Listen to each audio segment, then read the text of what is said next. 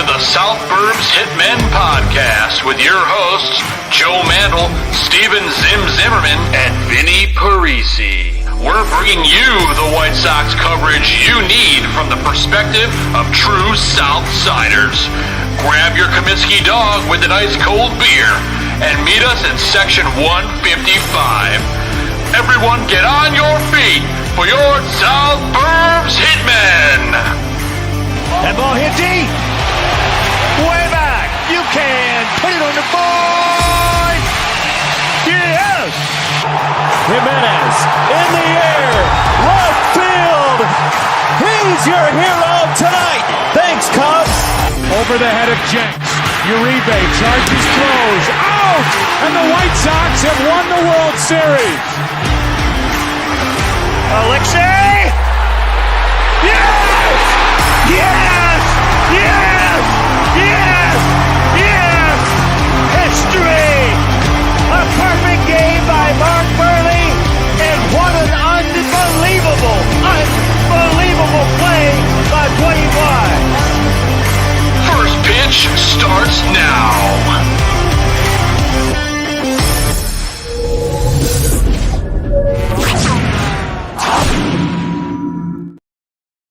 What is going on, everybody, and welcome to another episode of South Burbs Hitmen. I'm one of your hosts, Joe Mandel, and I'm joined, as always, by my baseball White Sox brothers in arms. I'm talking about Steven Zim Zimmerman and the ever-present, not today because he's got a family thing going on for Easter, which by all means, for all of those of you celebrating, happy Easter to everyone. Vin couldn't be here tonight, but we know that we'll be talking with him again starting next week. But Zim, 2 games under our belt already. The first one, there's some great pitching from Garrett Crochet. Not much else could be said. And then today, the bats finally woke up, but the bullpen and Soroka couldn't keep the runs off the board. So real quick, Zim, initial thoughts on the White Sox 2 games into the 2024 season. Yeah, man. I mean, 0 for 2 for the Sox, 0 for 4 for me since I've been following the South Beach Hitmen as well this season. The Miami Marlins also starting out 0-2. So the White Sox aren't alone in this. It's early in the season. There's 160 games left to go. So by no means should we be hitting the panic button. In all honesty, I think this team has looked better than I expected, which is like weird to say considering they've lost both of their games. But I mean, their run differential is only -2.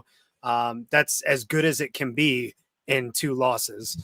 So they're playing close against a team that is expected to be better than them in the division. They've given them a run for their money both days.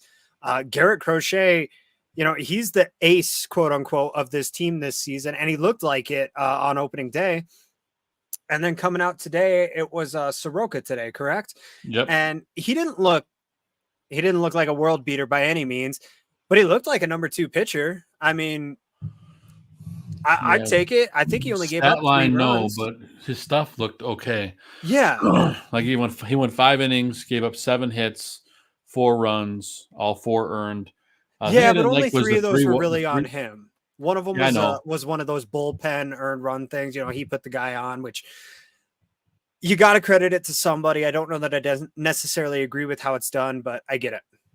Yeah, I didn't like the 3 walks in the 5 innings. I know that's not a super high number, but those were at bats that definitely got away from him for sure. Yeah, it inflates that whip, which is a number that you really want to keep low, especially for your starters. You know, if you've got a guy going. For our listeners that don't know what that is, it's walks and hits allowed per inning. Correct. And basically, you want that number at or around 1. And right now, you know, 7 hits, 3 walks, that's 10 and 5. That puts him at exactly 2.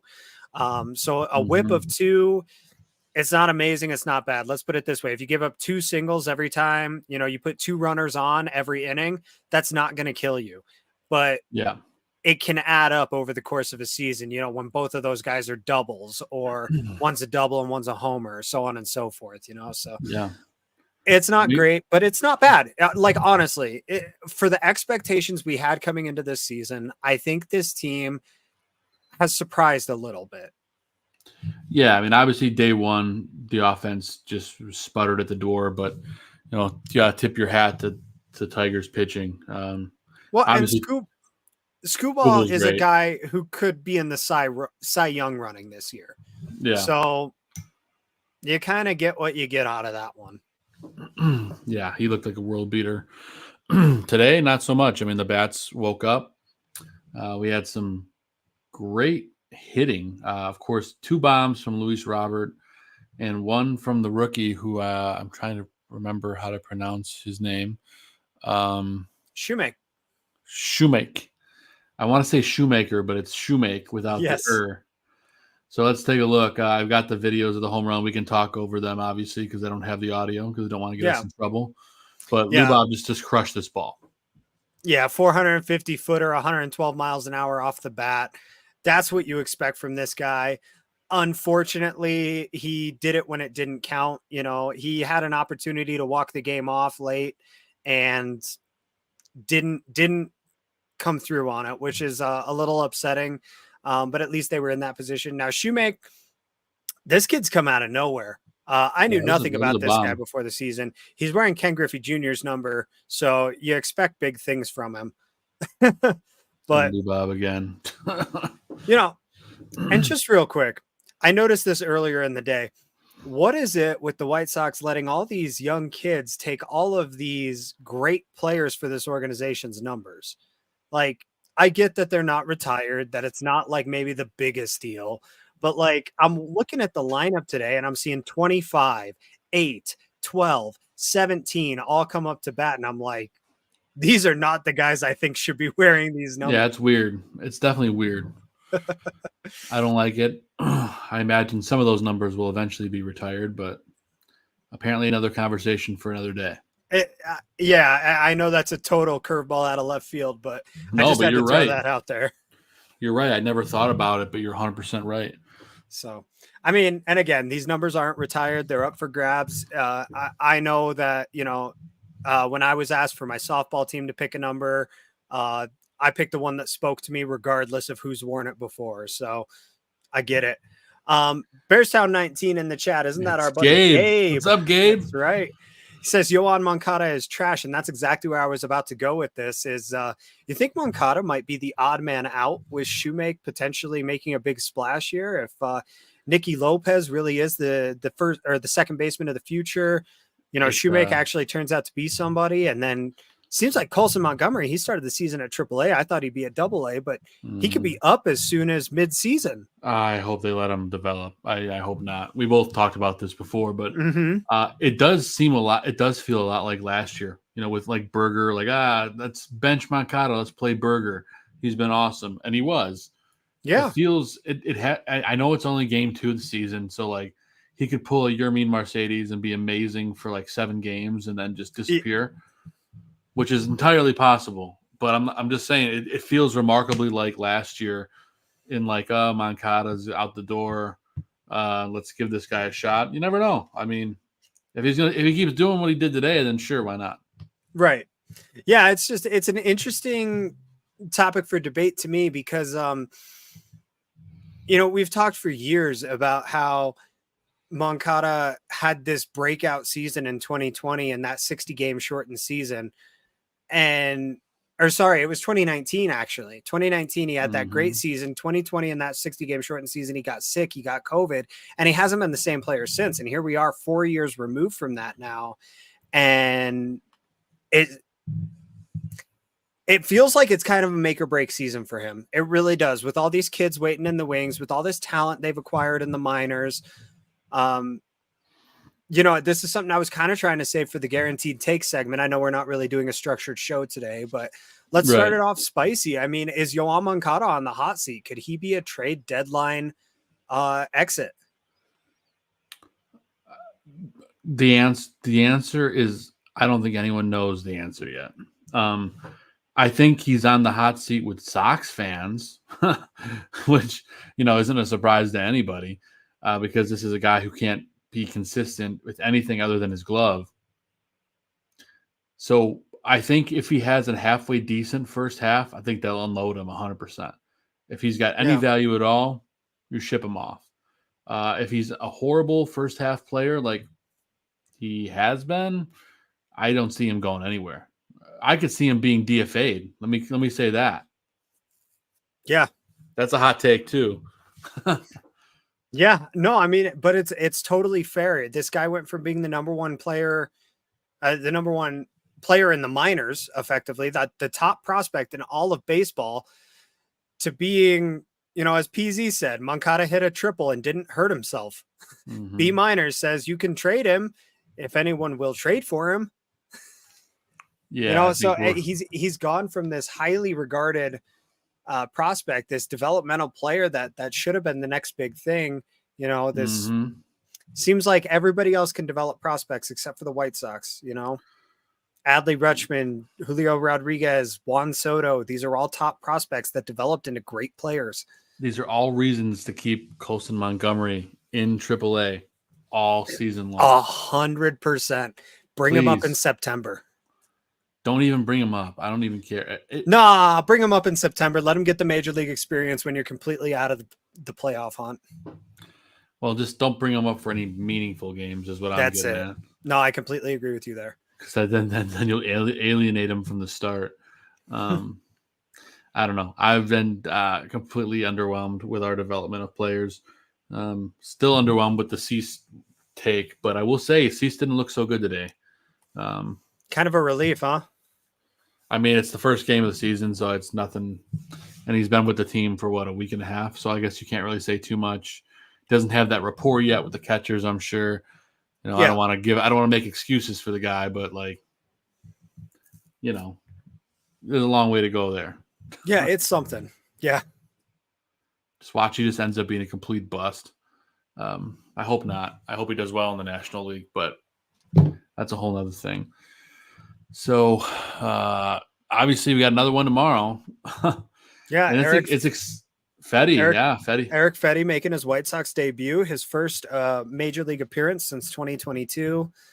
Not great major league numbers, but he was great in the Korean Baseball League last year. He sure was, and he was one of the best seasons ever. He was pretty darn good in college as well, coming out of UNLV, which is a baseball school. It's not like he was coming out of Georgia or whatever, someplace that has a good program, but they're not a baseball school necessarily. Yeah, so I think, we're a little intrigued about that matchup tomorrow. But he has to go against Jack Flaherty, who's pretty solid in his own right for the Tigers.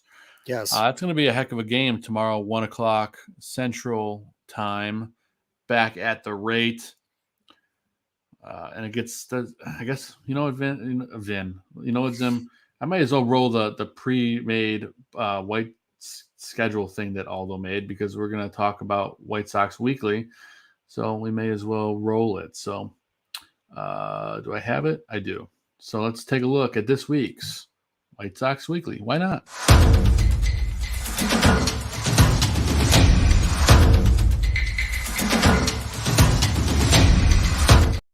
I rolled the wrong clip. That's awesome. Aldo made a much nicer clip, and I played the old one. Anyway, this is White Sox Weekly, and a much nicer video produced by Aldo Gandia.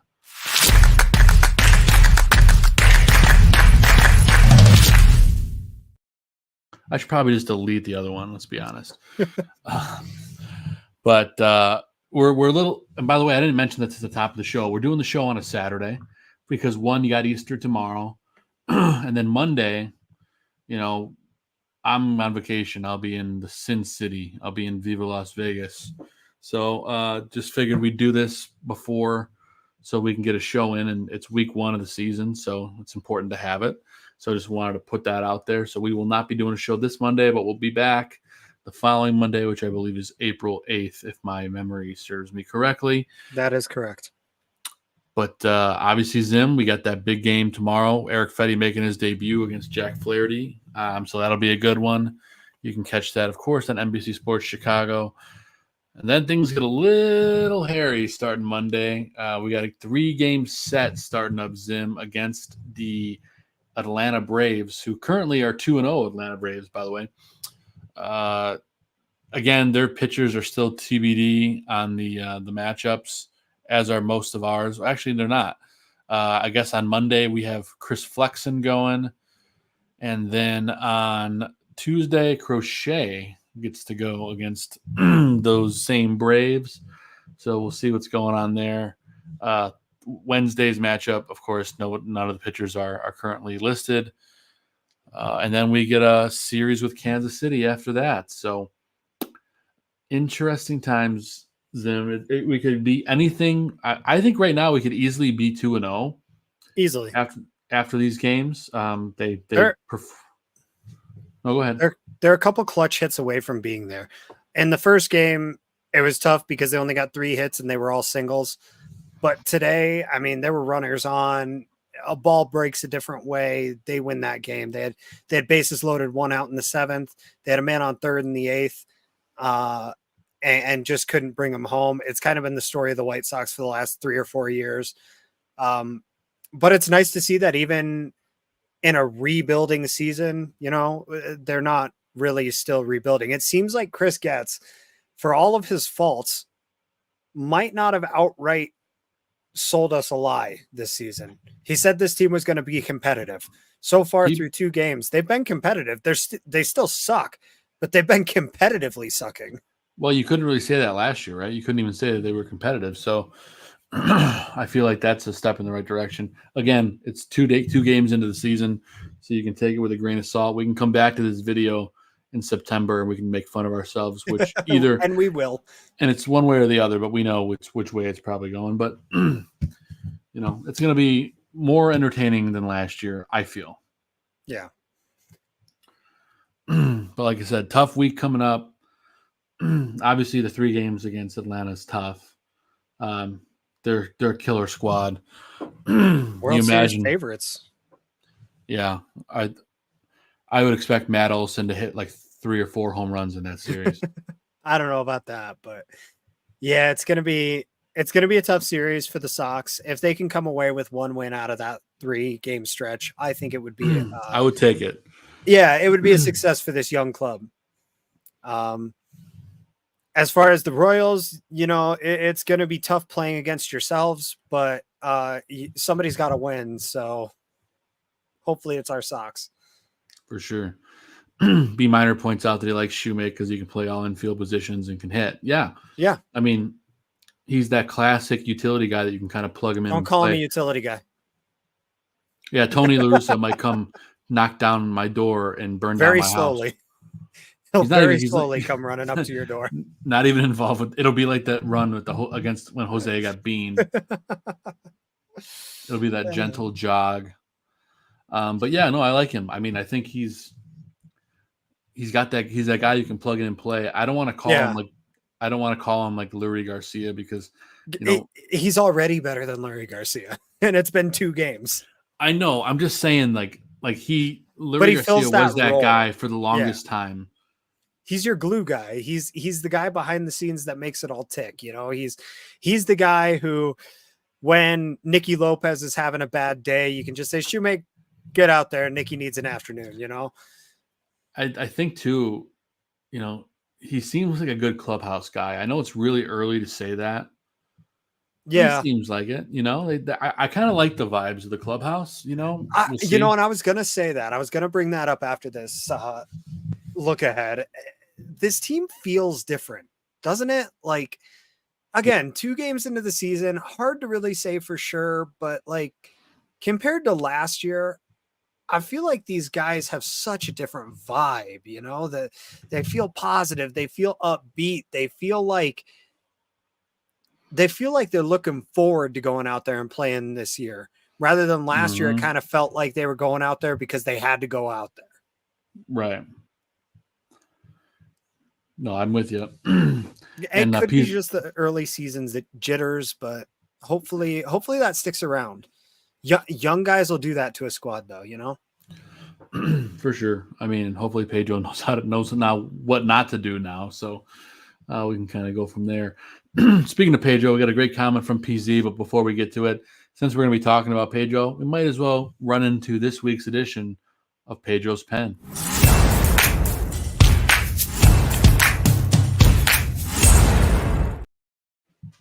Yeah, and the comment that triggered me to play that is PZ, who said, let's hope Pedro realizes he has a limited amount of arms in the bullpen. Yeah. The reason PZ calls that out, and for those of you who don't know, the bullpen's got some solid work over the last couple of days, especially today. Soroka went 5. Then we had Leisure, Leon, Hill, Wilson, Brabia, and Garcia. 1, 2, 3, 4, 5, 6, 7 pitchers featured in today's game.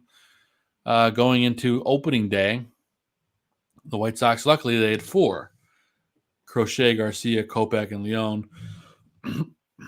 So, yeah, Pedro, that's my only qualm thus far is every game can't be a bullpen game.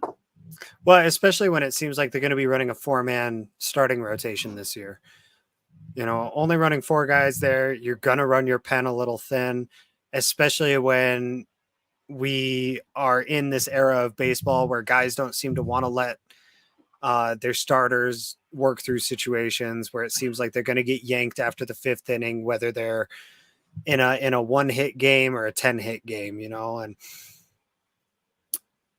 I hope that these guys can hold up over the course of a season. There's a lot of young guys in this bullpen. I think Eric Fetty is one of the oldest guys on the team at 31 years old. I think he might be the only guy in the 30s on this team. I'd have to look it up, but you probably are right. They're young. They've got a lot of life in them, so let's not drain it. Friend of the show, Sydney Brown, says it was nice to see the offense come to life today. So much for Thursday, LOL. Yeah, I mean, we'll try to forget about that one, Sid, but always appreciate you tagging us and putting out great content on social media. And thanks for tuning in, as always, man. Appreciate you. Yeah, this bullpen, I got to say, though, like, better than I expected through these first 2 games. Look pretty good. I mean, obviously, I know they blew the lead today. Yeah. But one of those runs was an extra innings where you get the ghost runner, and David Garcia got 2 strikeouts and a ground out, if I remember correctly, which you take. It was really Leone. Is it Leone or Leone? I don't know the right way to pronounce it. Honestly, I don't know. But he pitched 2 days in a row, and today he didn't even get in a third. He gave up 2 runs quickly. He gave up that bomb, and besides that, the pen was pretty good. Obviously, Garcia gave up a run there in the 9th, or I'm sorry, was that the 10th? That was the 10th. That was the 10th. But he had 2 strikeouts, so his stuff looked pretty good. If they didn't have that ghost runner, it wouldn't have mattered. If it wasn't for that new extra innings rule, Garcia would have been completely fine today. Which is another reason why I dislike that rule, because a guy can come in and pitch a lights out inning, but one mistake and you lose the game. Like, you shouldn't lose the game because of one bad pitch unless it's a home run. And that's frustrating to me. Yeah. But that's a whole other discussion. I really think, in that first game especially, Crochet only made it through 6 innings. So that was 3 innings where you had to rely on your bullpen, and they kept it a 1-run game. Those guys did a great job. And throughout today's game, again, aside from that home run, the bullpen did their job again. I mean, this bullpen is surprisingly good, and Leisure looks lights out. David Garcia look great. Has 4 strikeouts out of the bullpen already. 4 strikeouts in 2 games. That's as many as some starting pitchers in the league already. So the guy's got good stuff. His breaking pitches are disgusting. Did you see any of that today? Yeah, it's exciting to see. Gotta love seeing a young guy like that. Yeah, I mean, the guy, he's throwing these 75-mile-an-hour curveballs that just fall off a waterfall, man. I mean, it's not even falling off a table. It's falling off the countertop. Those things are so gross. I would hate to either have to catch or hit against that guy. Crochet stuff looked really good. I know he's not out of the bullpen. Kopech out of the bullpen looks exactly how we expected him, even though it's only been 1 appearance so far. And like I mentioned before, Leisure looks real good out of the bullpen. I really think if these guys are not just flashing right now, if this is who they are, and I know that's a big ask of them, and it's not going to be, it's not going to be true for every single one of these guys. For some guys, this very well might be who they are. For other guys, we have no idea, but it's promising, like that's the vibes I've gotten so far out of the beginning of this season. Is like, there's promise here. Last season, this team came out limp. They came out flat. They came out again, like they were just collecting a paycheck, and the fan base felt it. And today with 2 outs in the bottom of the ninth in a tie game, Luis Robert comes up to bat, and that stadium was louder than I heard it at any point last season. And to me, that like encapsulates the emotion that I'm feeling watching this team through 2 games this year, is that there's optimism. You know, it can be sucked out of us real quick. Let's be real. If they start out the season 0-11 with a -11 run differential, it doesn't matter. Sure, it doesn't matter. We're going to get pissed off eventually. But yeah, and as B Minor points out in the chat, you know, it's a rebuild year. I think everyone knows that. But like Chris Getz does not know that. Well, I think he knows it. I just don't think he'll say it. There's 2 different things to be said there. But what I will say, though, is that I just hope that they can stay gritty, you know, like White Sox baseball, and not cash it in, like you said, Zim, and Foster agrees that they sure did last year. Got a question. I think it's pretty obvious, yes, if Crochet is going to be the Sox star pitcher. I mean, obviously, of course, if you caught last week's, I predicted him to be the biggest disappointment of the 2024 White Sox. And he certainly made me eat my words on Thursday. I said during the show, I hope I'm wrong. He's got the stuff. We know he does. I didn't think he could go 5 innings. I didn't think he could. So he proved me wrong immediately. If he's got that stuff all year long, he absolutely is the White Sox star pitcher. And he's probably a top 15 pitcher in the American League if he can stay healthy and have all the pitches working the way they were on Thursday.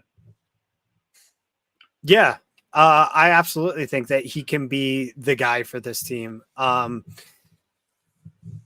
He's one of a few players in Major League history to never touch the minor leagues. You know, the only time he's ever been in the minors was for rehab assignments. Mm-hmm. He's not a minor league player. He came straight out of college into the major leagues. He was kind of an older rookie. You know, I think he was like 22, 23, which, you know, for baseball is an older rookie. Yeah. I was going to say. Funny when you compare it to things like the NFL where 23, 22 is like the norm, but regardless. And what's especially promising is that he was a relief guy. You know, he only had 13 starts in college. And he played 3 years in college, 13 starts over 3 years in college, no starts in the major league before opening day. So this guy has 14 starts since high school total. And he just let up 1 run. That's pretty good. That's pretty promising. He's not going to be like that every day. I think we can all just admit that now. It could be his next time out. It could be 10 starts from now. It could be next season, but sooner or later, he's going to get shelled for like 7 runs and 3 innings. I would be willing to, again, Foster says I should say at every start how disappointing he's going to be. And so then he can show me. I'm not just going to say that just because he said that, but I really think when he pitches against Atlanta this week that he's going to get teed off on. I hope I'm wrong. I love Derek Crochet. I can just see the writing on the wall. Atlanta's a good ball club full of right-handed bats. They could do something there. I think they're going to feast on him, but I hope I'm wrong. So I'm a Sox fan, by the way, just so everyone knows. This is what watching the White Sox will do to you, just so everyone knows. Well, I just see Atlanta smoking the ball, and no, I completely get it. They're a really good team. Like I said before, they're World Series favorites, and it's for a very good reason. They're a very good ball club. They made an aggressive pursuit of Dylan Cease, again, for a very good reason. And it's because they think they can win it all, and they think they can win it all this year. Well, they certainly can. They've got all the pieces to do it. I mean, if Chris Sale's your 4th, or was he the 4th starter there? 4th or 5th? I think starter? so. Yeah. I mean, if he's your number 4, that's pretty impressive. So, well, it'd be a lot more impressive if it was like 5 years ago and he was your 4th starter. Yeah, for sure. I mean, I'm not saying he's for sale when you pitch with the White Sox, but right. Tell you what, how about a smart move by the Sox with Chris Sale? You know, getting rid of him when they did. They may not have developed the guys that they got in return for him, but it really seems like they sold high on that one. And they did through spring training and 1 start of the season already for Dylan Cease. It almost looks like they might have done it again. I feel like we're pull that clip later in the season too when he wins the Cy Young. Hey, record it, clip it right there, send it to us. I have no issue eating my words on that one, but you root for your team to sell high on a guy when they get rid of him because, it hurts. It eases the pain of seeing one of your favorite players dress up in a new uniform. I will say we talked earlier on the season premiere. We're like, why now? And maybe Chris Getz and the White Sox know something that we don't. I hope not, because I wish the well for Dylan Cease, but But they sure nailed it with Rodon. Rodon only had one good season after he left the Sox, and he's been pretty the other 2 years. Been pretty hurt. That's it. He's been pretty hurt. There's another guy. Is he even healthy now? I know he's playing for the Yankees. Is he finally healthy? I don't even know. I don't think so. And there was another guy I was thinking of too, just recently that the Sox let go, and he had a shoulder issue as well. But I can't think of who it is off the top of my head. So, no, I guess he did. He is healthy. He threw yesterday. What did he do? Let me pull up the box score. Yeah. All right, let's see. Let's go to the Yankees. He got a win, so let's go box. Live updates. Here we go. Wait, did he start for them on opening day? It's quite possible. He did. With the Garrett Cole injury. All right, hang on. Let me go back a day.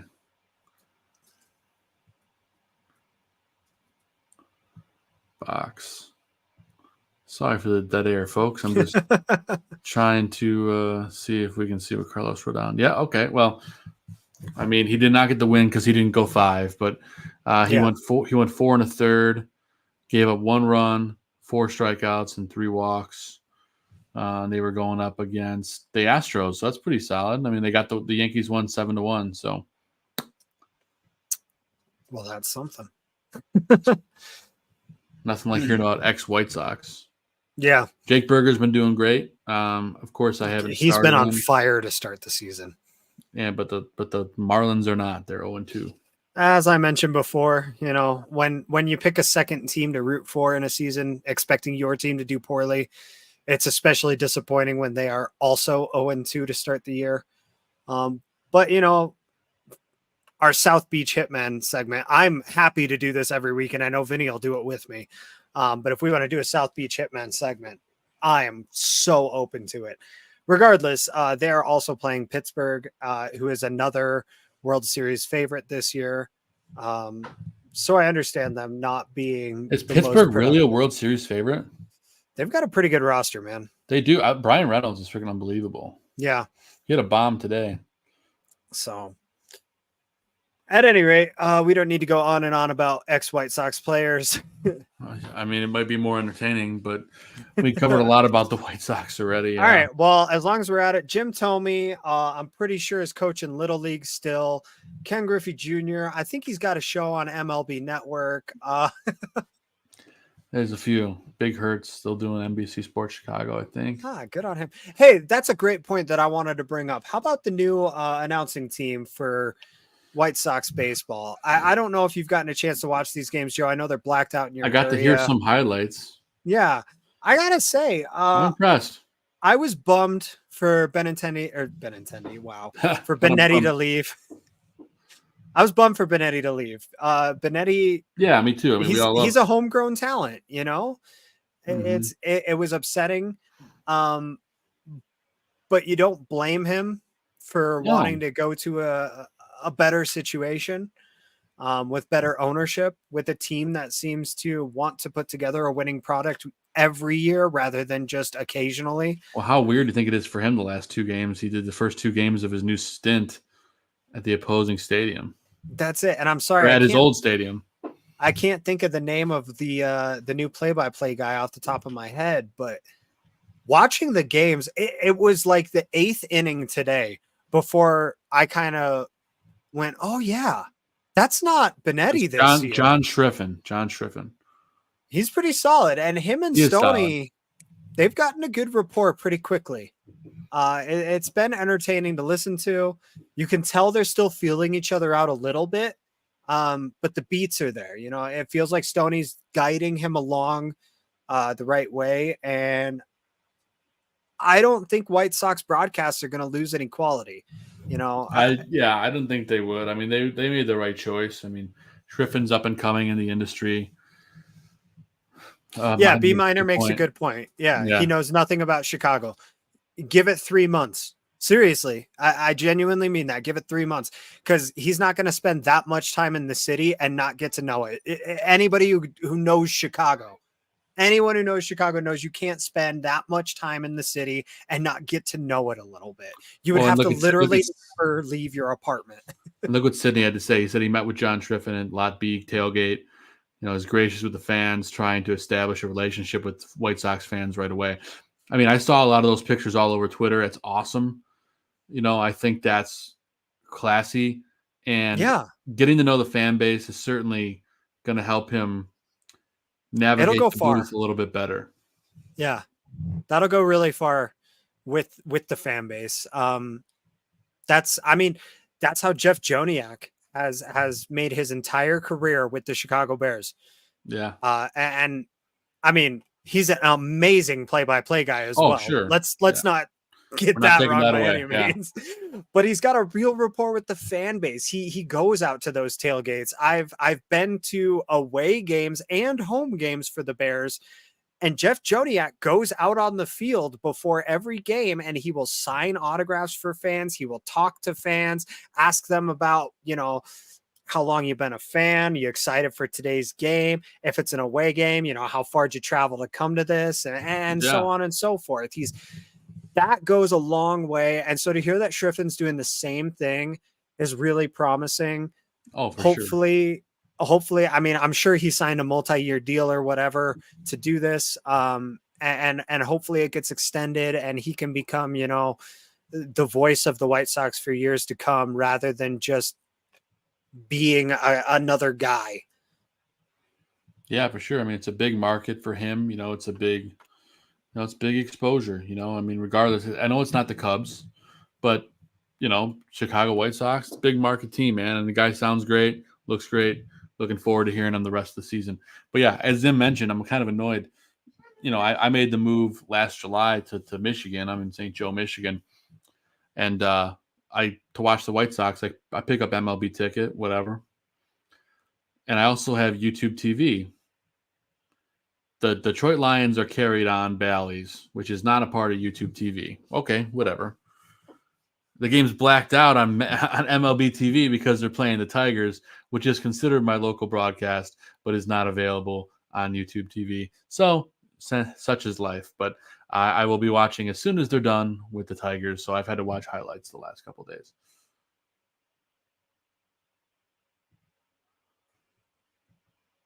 Yeah. I'm in Colorado, so I thankfully don't really have those blackout issues. It's one of the few advantages of living far away from the team you root for. Maybe the only one. But yeah, well, I'm not that far. Like I said, I'm only an hour. You're still and a half in the drive. division, yeah. I'm an hour and a half drive from the ballpark. It's probably a quicker drive than it would be in majority parts of Illinois. I was going to say, if you were still in the city, yeah. Yeah, I mean, an hour and a half is nothing. It's like a cakewalk. You think you're going to still make some games this year? I know I'm going to at least one. We're going to Harry Potter night. Okay. You got rid of your ticket pass, right? I did. I got rid of it last year before all that, just because I was fed up. I think I made the right call. Yeah, I mean, I don't blame you one bit. But we're still going to catch some games for sure. Yeah. So, no, I was just curious. I know I've got the bug again this year. I want to go see some baseball this year. Something about the White Sox being young makes me want to go out and see a game or something. Mm-hmm. I don't know if I'm going to make it all the way to Chicago for a game.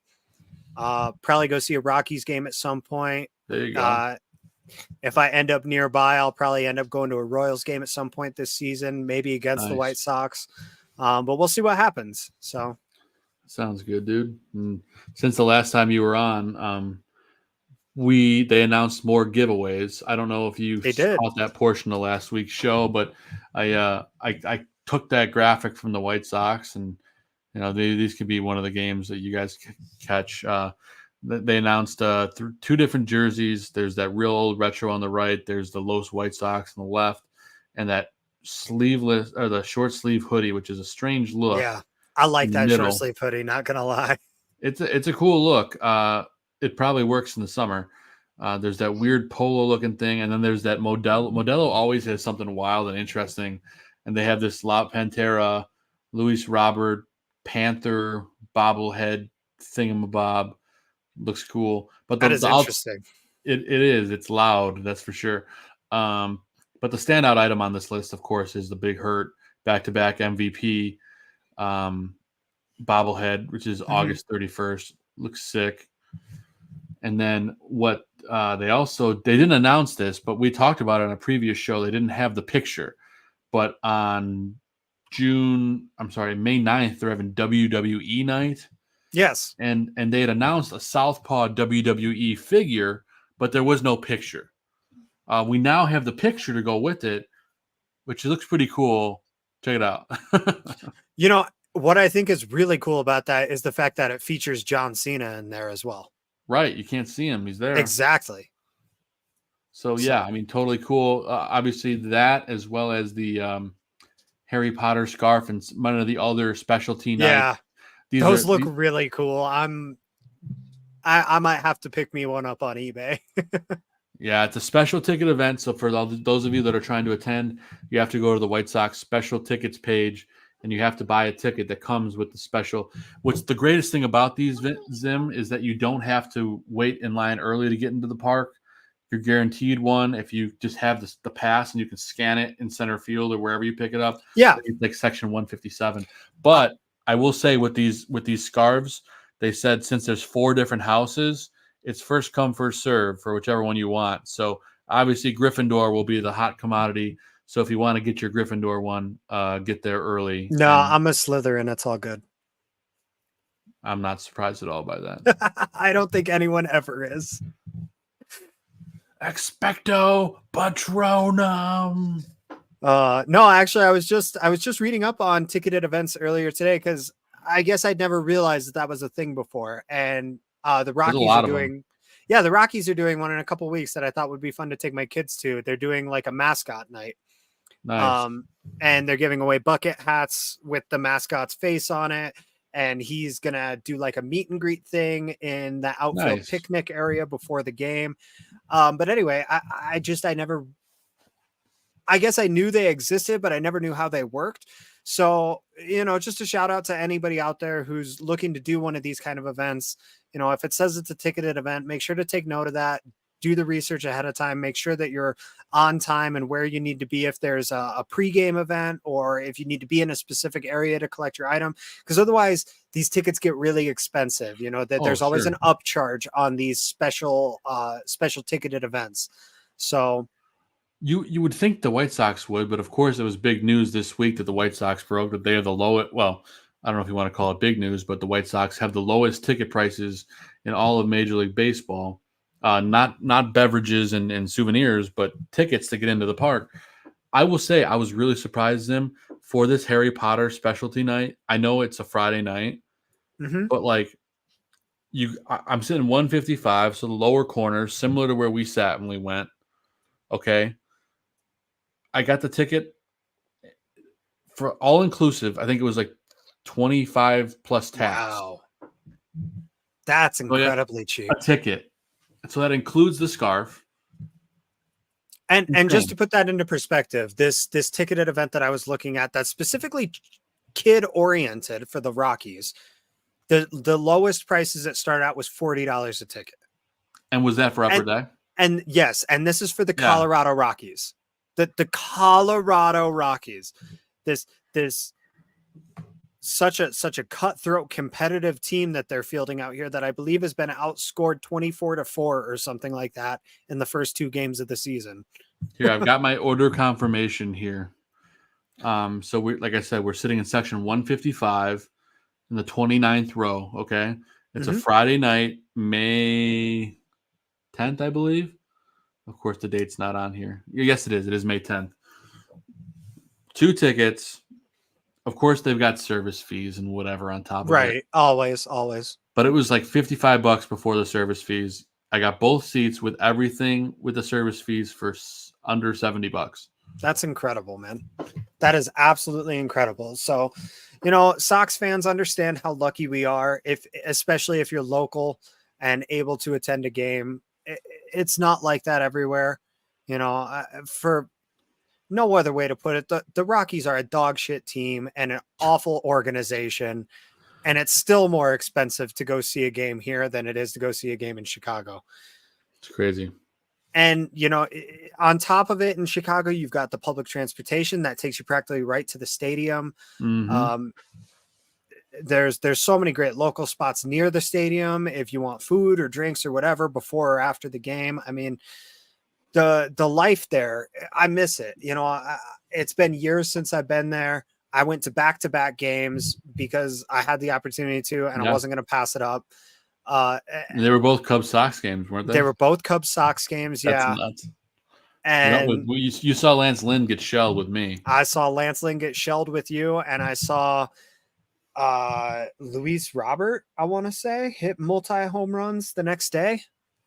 Did they win that game? They did, right? They did. That was I don't know what they call it. It was an offensive explosion for both teams, though. It was like an 11-7 game or something. It was a barn burner. Yeah, it was great, though. It was like World War II. They're dropping bombs everywhere. That's right. Jeez. Too soon? Sorry. I'll try again in another 20 years. I don't think it's too soon, Vin. I think you're fine. At any rate, it's a blast at the stadium. The thing I appreciate about Sox games that I haven't found at any other stadium I've gone to, and I'll preface all this by saying I've been to 4 stadiums, which I think is more than the average. Probably more than the average, yeah. Right, but it's not an incredible amount. But of those 4 stadiums I've been to, the Sox Park has the best feel between like experience and watching the game. I felt like at the Rockies game and the Cubs game, it was all about the atmosphere. It was all about the party. The game was secondary. For the Rockies, it's because they're such a terrible team. And for the Cubs, it's because that's just become the tradition at that ballpark, which, it is what it is if that's what you're there for. The other stadium I've been to was a Yankees game. And it's like, if you're not watching the game, like, get out. Oh yeah, you better. If you're going to Yankee Stadium, first off, you're paying for it, so you better watch the game. That's just it. So that's why I say I know we've gone on about this for a little while here, but I think it's worth going on about, especially early in the season when there's not as much to talk about, when there's still tons of games ahead of you to go see and explore and get some of these awesome giveaways. Yeah. I know today was hoodie day. Tomorrow is I think magnet schedules.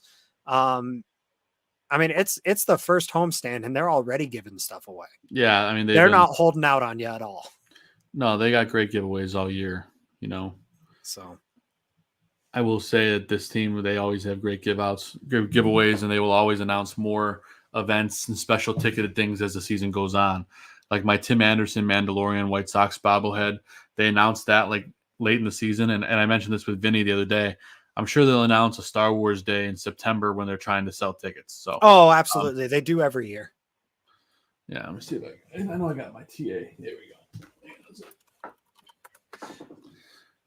I mean, this thing is pretty slick. I don't know if anyone got one of these, but it's even got the removable helmet, so you can. That's bobblehead TA. Yeah, and you just pop this bad boy off. Obviously, he's no longer on the squad, but doesn't even really look like him, to be honest. He's still in all their promotional material alongside Jake Berger and Elvis Andrews. So thought that was funny while I was watching the game today. Yeah, speaking of those theme nights, what are the odds you'll give me that either Alyssa or Ryan will do Ultimate Warrior makeup on WWE night? Ooh.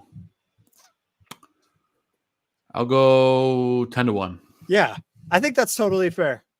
I'm working on getting Alyssa on the show later in April, so maybe we can ask her that question. Yeah, I could totally see one of them doing that. The way they get involved, that's the other thing with the stadium is I've been to Rockies games on theme nights, and their in-stadium hosts are just dressed like it's any other day.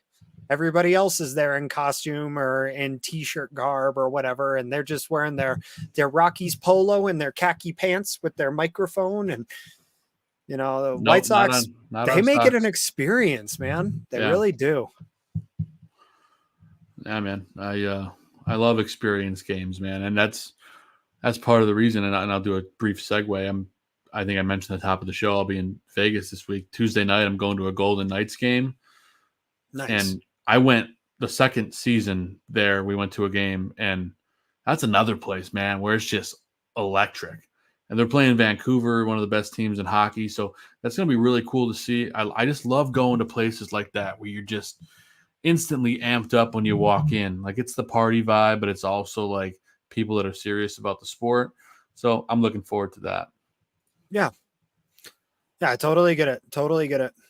So, let's see. What have we touched on? There was something else I wanted to touch on with you, and I can't think of it. So I'll let you go ahead.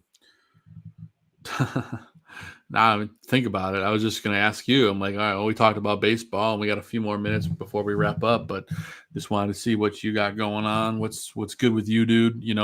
Obviously there's been other baseball games, the Ohtani stuff, which we covered briefly earlier this week, but it's the jury's out there. There's still a lot to be dug into, no pun intended, but it's almost April. I mean, Easter's tomorrow. We got that going. Absolutely. Yeah. My softball season started up yesterday. Had to miss our first game, unfortunately, but I'm real excited to get back out there. Spring is here. So, and you're the reigning champs, right? We are. We unfortunately started the season with a loss against the team that we beat in the championship round, but it was only a 3-run loss, which for anybody familiar with beer league softball, that's a pretty close game. So we'll take it. And we'll probably meet them in the championships again this year. So how much beer is consumed during beer league softball? That's what I want to know. So here's the real funny part, right?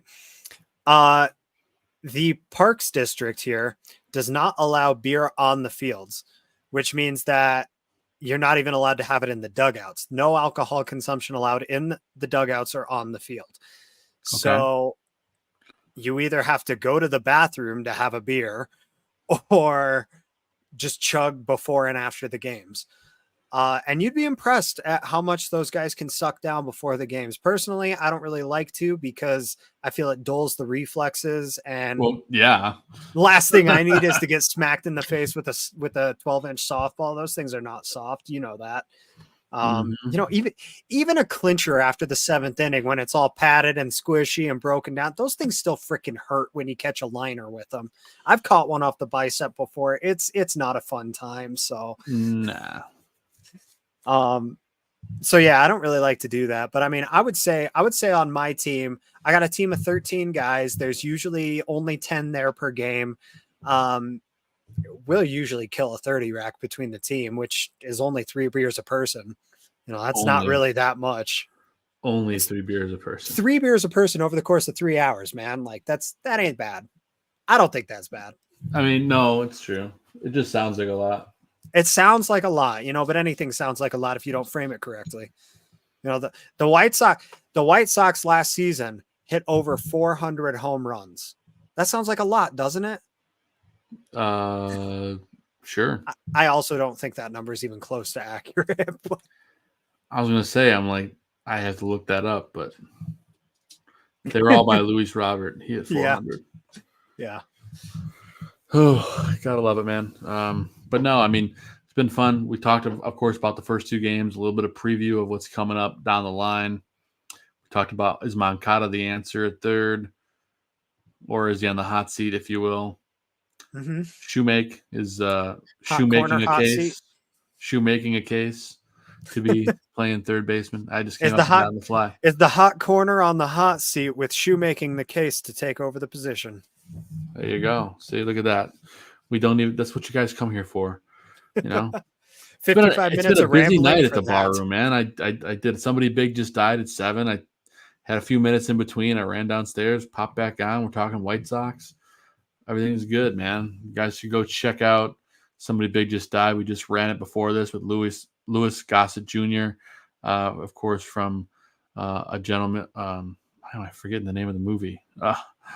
An officer and a gentleman. Yeah, that was a great movie he was in. So check that out. That was before this.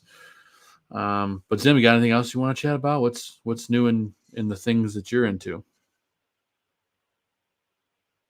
Besides the new microphone that we troubleshot before this. Yeah, we tried troubleshooting a new microphone. I'll get a battery for it and see if we can get that working.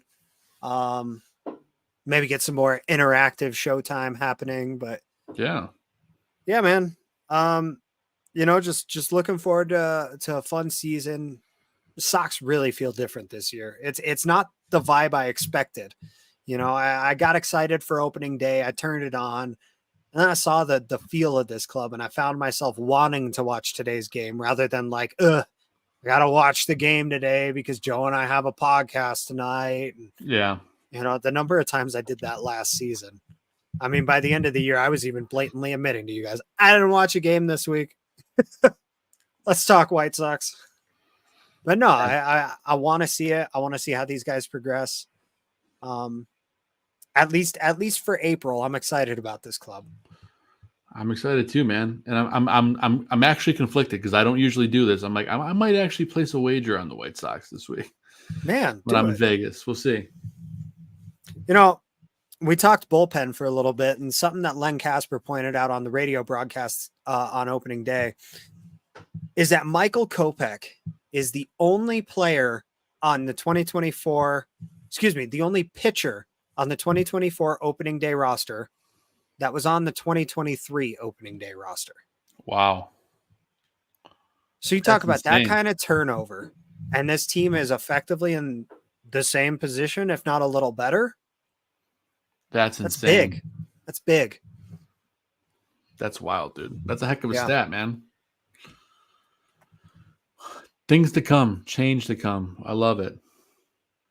Again, we talked a heck of a whole lot of baseball tonight. We even dove into more than just that, giveaways and everything going on in the stadium. But one thing that we can all attest to is the fact that the start of the season is exciting.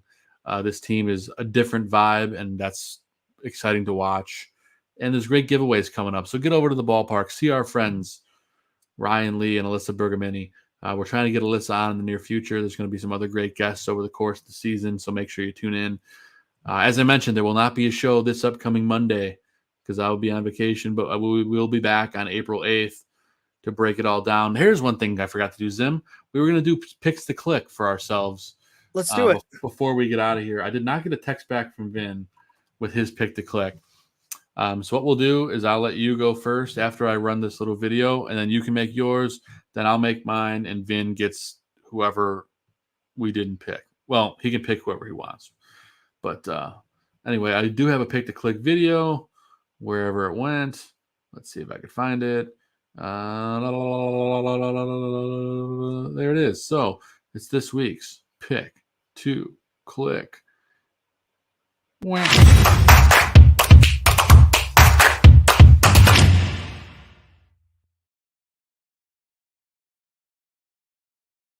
I do. What do you got for the upcoming week? First off, big shout out to Aldo for making all of these new transitions for us. Yeah, it's sick. Second off, I think only one player in that last montage is still on the team. Yeah, I know. I gotta redo that, but it's not a big deal. At any rate, yeah, I gotta make one for this week. I think I kind of mentioned in my video last week that I think Eloy is going to be a big disappointment this year.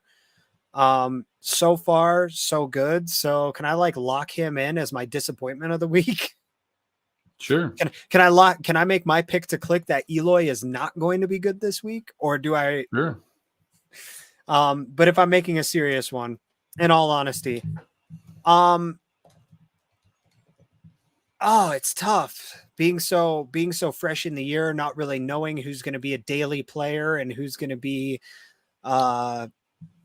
a role player, so to say. You're letting me go first, so I gotta take the sure thing with Luis Robert. Luis Robert Jr. is my pick to click this week. He had 2 home runs today. He was pretty solid in the opener.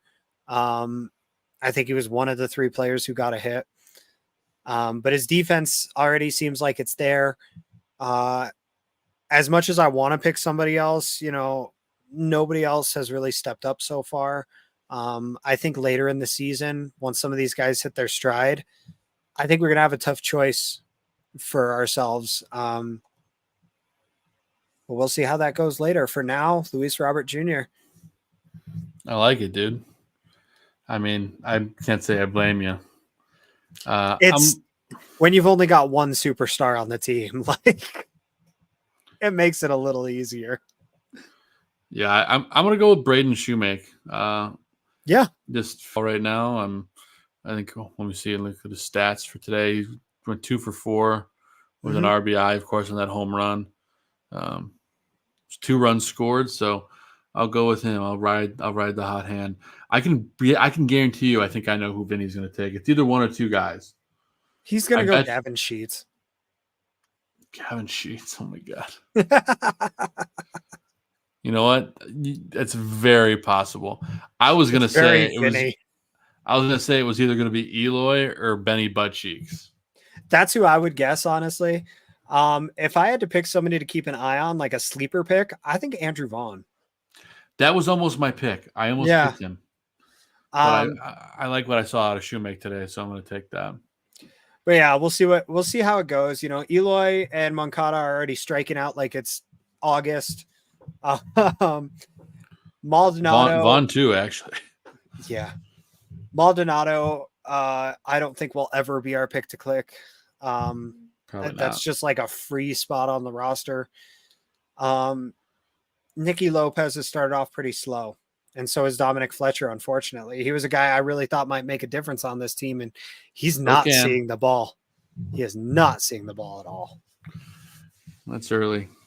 Give these guys some time, but it's not early everywhere else. But we've hit the hour mark, which is what we said we would do today, and I think that's probably a pretty fitting area for us to start to wrap things up, Zim. But it's been a heck of a fun night talking baseball with you, and I got to talk about celebrities passing away on the Barroom Network. So I had a full night here on the channel. But before we get out of here, Zim, any shout outs you want to give heading into the upcoming week? Yeah, of course, a shout out to my softball buddies. I know none of them watch this show, and none of them care about the White Sox. Well, one of them cares about the White Sox, so maybe I can get them to tune in. But there you go. Shout out to those guys. Excited for another season with them. Big shout out to the family. Everybody's been super supportive still. Wouldn't be able to do this show if they weren't. Wife just got back from a week-long trip out of state, so I'm excited to go spend a nice Saturday evening quiet with her. There you go, man. That's awesome. Love the shout outs, man. Yeah, as always, I give a shout out to my beautiful wife, Catherine, and our 2-year-old baby girl, Audrey. They are my world, and they are just the best, and I love them both very much. Of course, my Great Dane Maverick, who's the best. He's a big goofball. Can't wait to go hang out with him after this, too. I'm going to give a shout out to everyone in the chat room that's been in there all night, hanging out with us, giving us comments. And as PZ says, and I was about to say, Happy Easter to everyone who celebrates. Hopefully tomorrow is a beautiful day for you. I know the Midwest is supposed to have some nasty weather, so if you're getting that, please stay safe. But otherwise, stay indoors and enjoy the family and all the stuff that spring is bringing. On that note, I will also say I hope the weather stays just fine enough for me to escape the Chicagoland area on Monday morning on a plane. So that's the plan. Looking forward to some time in Vegas, and we'll report back. Maybe the White Sox will go on a run while I'm out there. Who knows? Fingers crossed. Joe, a quick final thought for you. Peeps, yes or no? There's only one type of peeps that I like, Zim, and I can't find them anywhere. Hot tamales? The hot tamale peeps, dude. I knew it. They're incredible, but I haven't seen them this year.